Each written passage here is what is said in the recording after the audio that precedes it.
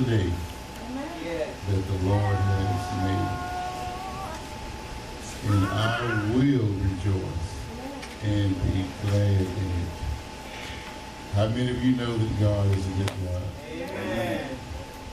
And that He wants the best for His people. He wants the best for us in this world, and He has the best already prepared for us in the life to come. And He wants us to be a reflection of who He is as His children. Jesus is the firstborn of many brethren, in which we imitate, act just like Jesus, and love each other with a love that's beyond understanding and human knowledge. I've just been listening to what's going on in the world. I'm a CNN fan. I like CNN. I don't do Fox. I don't do NSBC. I don't do ESPN. I'm a CNN person because it seems as if they give everything a fair shake, but now it seems as if they're getting somewhat tainted, and they're trying to sway public opinion.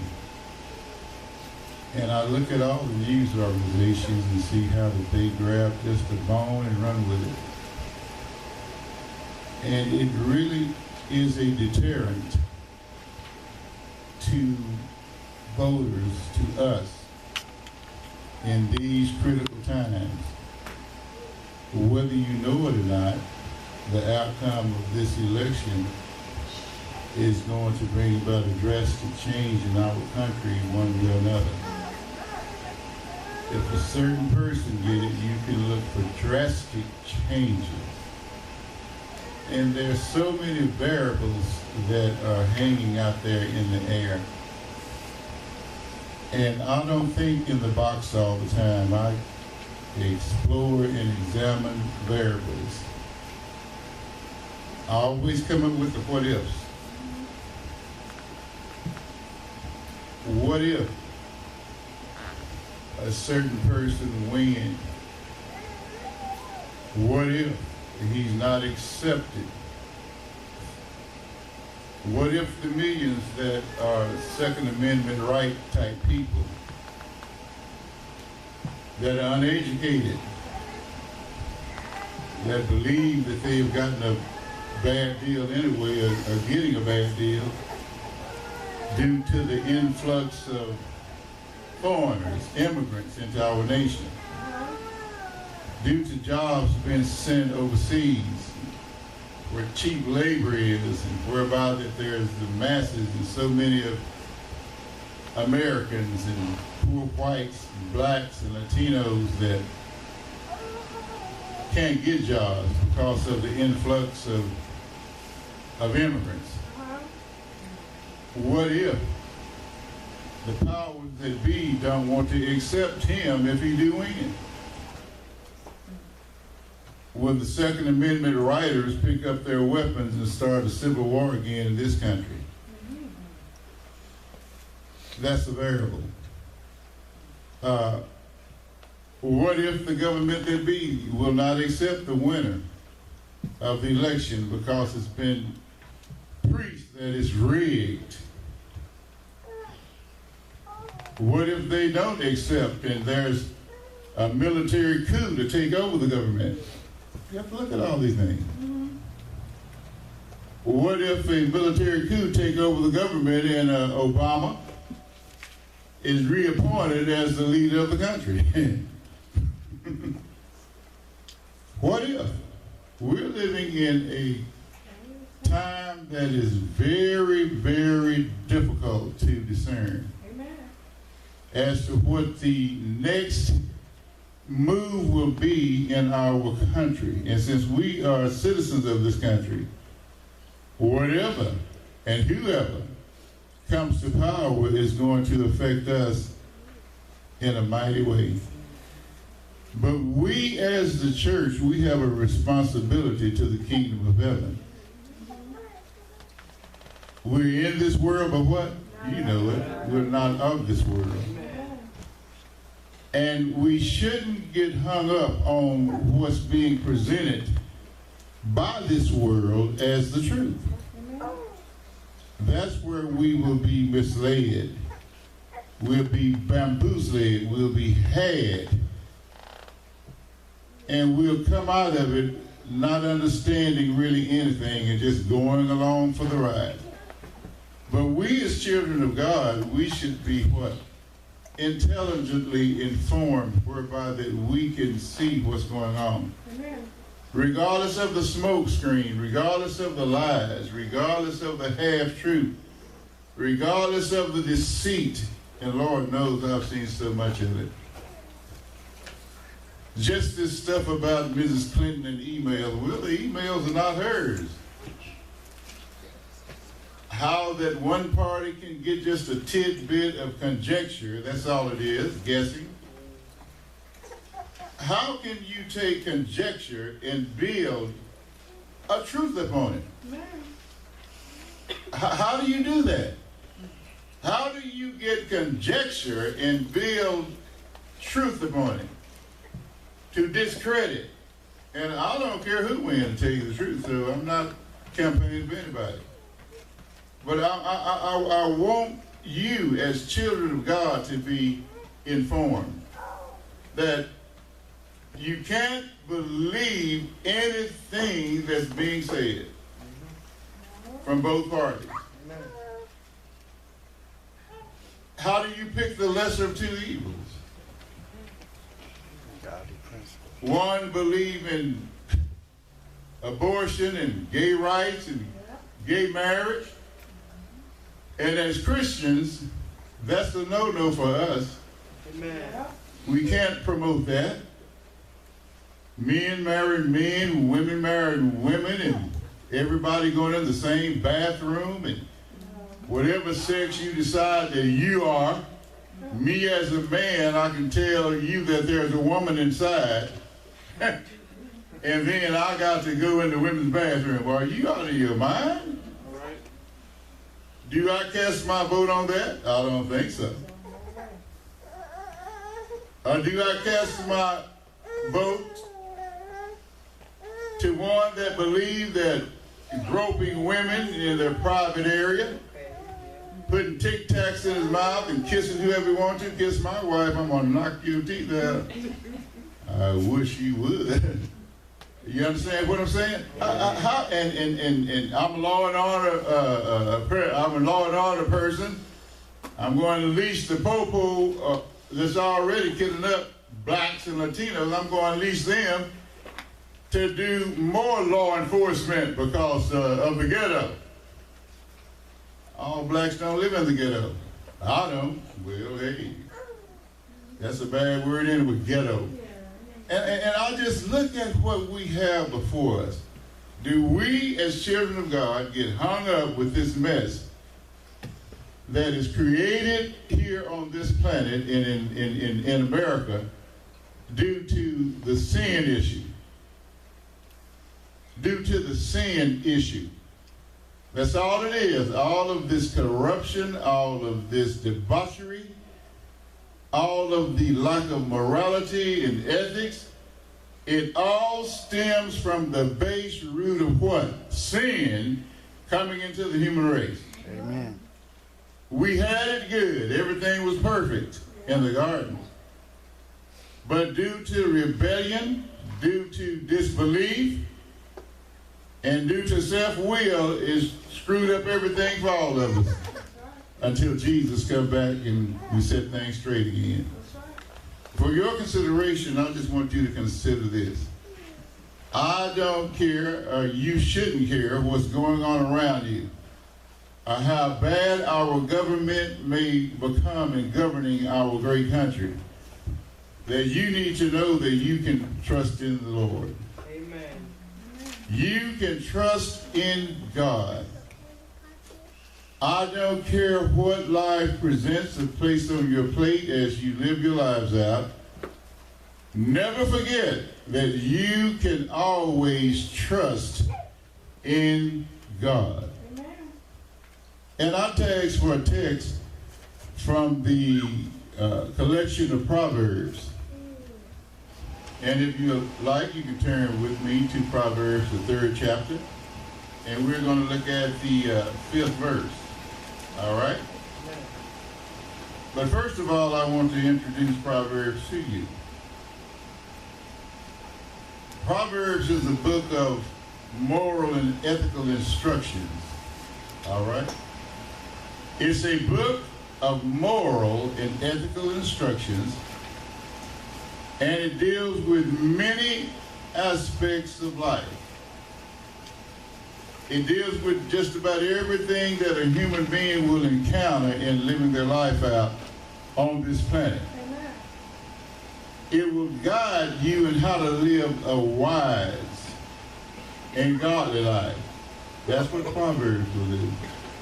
If you want to know how to live, go to the book of Proverbs. Amen. It will teach you how to avoid the pitfalls of life that the ungodly run into.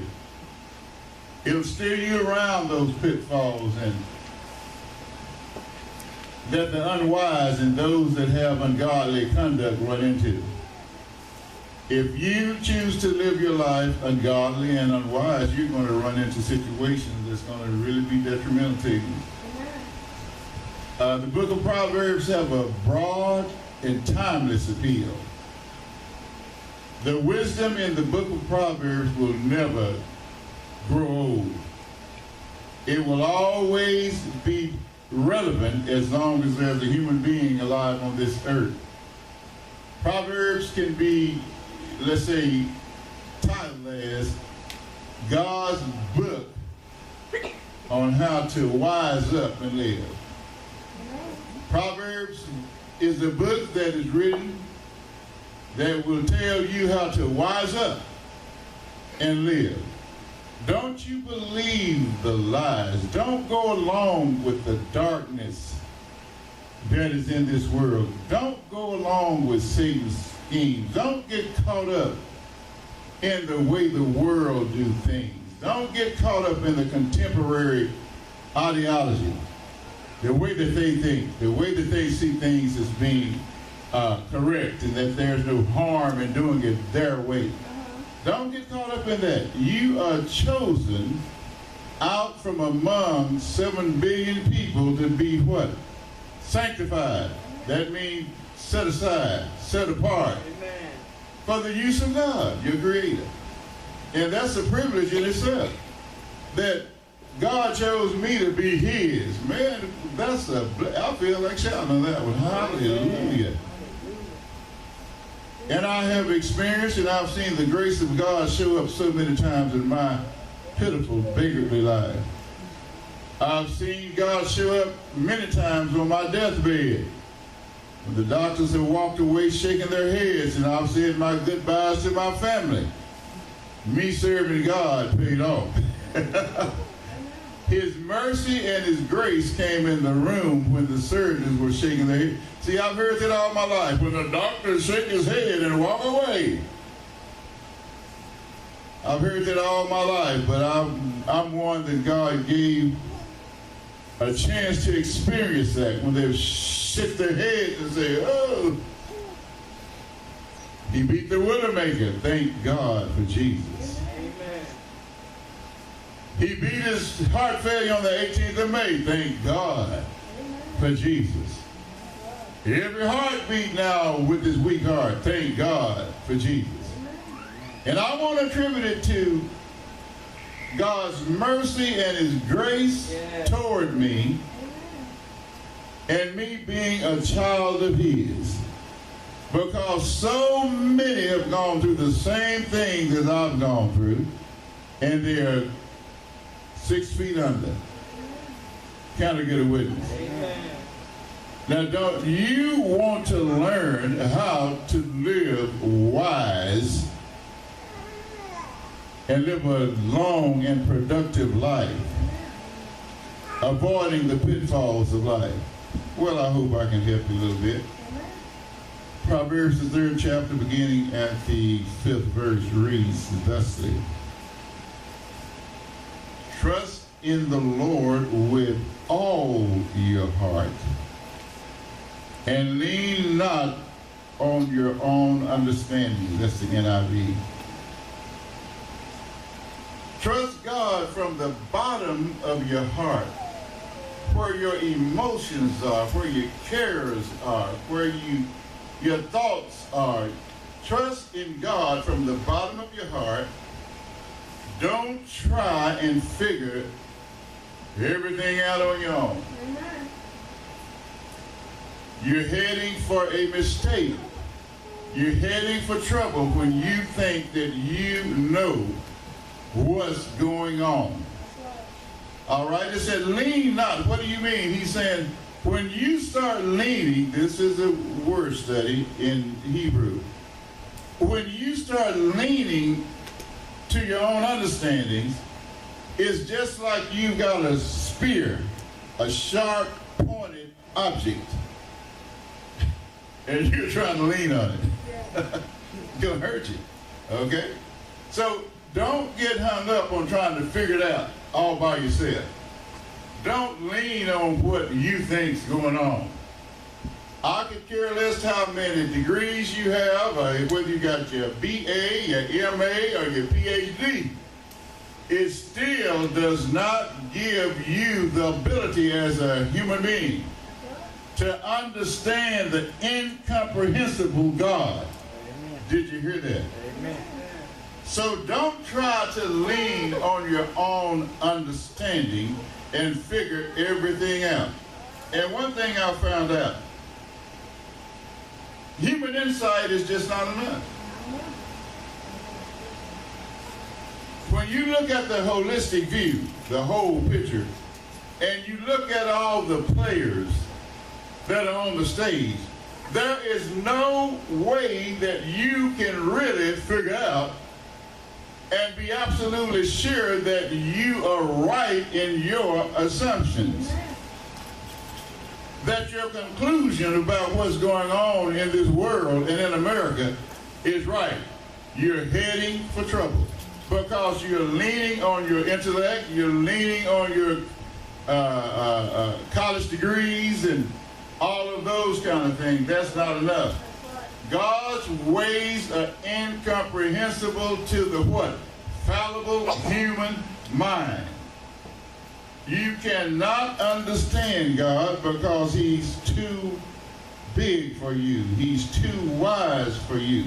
And you are a byproduct, a creation of His. But one thing that you should settle is this, is that I may not understand, I may not ever be able to put it all together. But one thing I do know is that God, through it all, is yet trustworthy. Can I get an amen? Amen. I know y'all listen hard. I know you listen hard, but come out of your thoughts and say amen every once in a while. Might give me some incentive. But I don't need an incentive. I'm just joking with you. Remember that if you can't figure it out and you won't figure it all out, one thing that you do need to know is what? That God is trustworthy. And all that you do know with your degrees and with your insight and with your discernment, and sometimes our discernment is nothing but a gift of suspicion. Can I get a witness? Amen. With all that you do have as an intelligent human being, all of your wisdom can't replace a need for you to trust in God. So we need to trust in what? In God. No matter what goes on. And let me say this. Things are going to get more heated, people. In this world that we live in, as we study eschatology in our Bible study, and it's getting good. As we study the end time events that are going to come upon this world, and we can discern the sky and discern the times, whether it's going to be hot or cold, or whether it's going to rain. And we can look at trees, fig trees and other trees, when they turn